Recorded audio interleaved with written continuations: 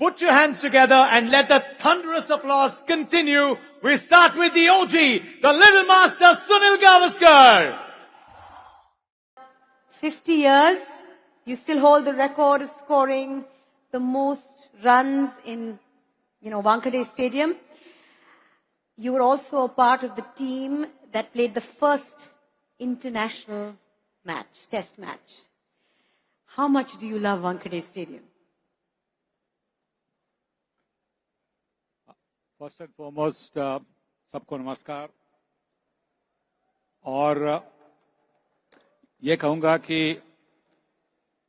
Wankhede stadium पहली बार आया था 1974 में, तो हमारा ड्रेसिंग रूम वहां पे कहीं था।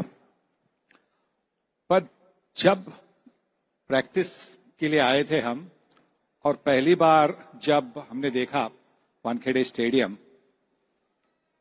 तो एक जैसे कि पहला प्यार होता है वैसा ही था। क्योंकि उसके पहले हम खेल रहे थे ब्रैबर्न स्टेडियम पे,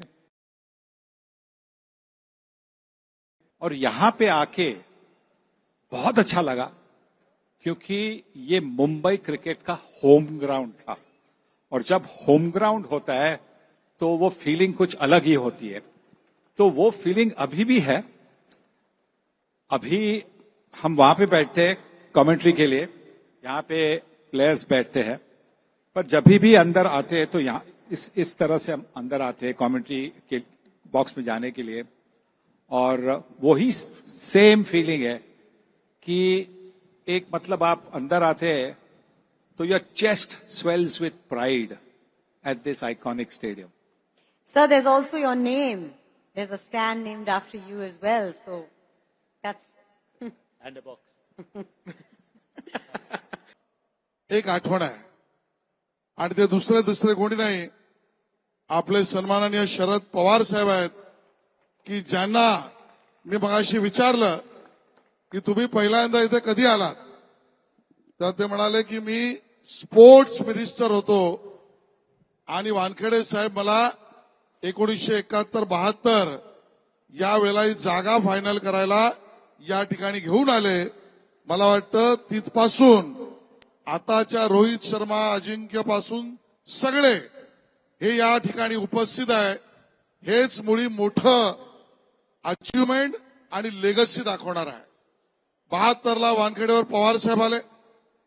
मी गावस्कर साहेबांना विचारलं पहिली मॅच कधी खेळला, ते म्हणाले मी 74ला खेळलो।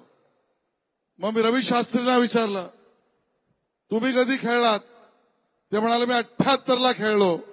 तोपर्यंत दिलीपजी आले नव्हते, पण 70-75च्याच काळात दिलीप वेंसरकर पण पहिली मॅच खेळले असतील, आणि 88चे तेंडुलकर आणि रोहित शर्मा अजिंक्य इथे आहेत। मला वाटतं मुंबई म्हणजे क्रिकेट, मुंबई म्हणजे गावस्कर, तेंडुलकर, वेंसरकर, रोहित, अजिंक्य सगळे, आणि मुंबई म्हणजे क्रिकेट प्रेमी नागरिक।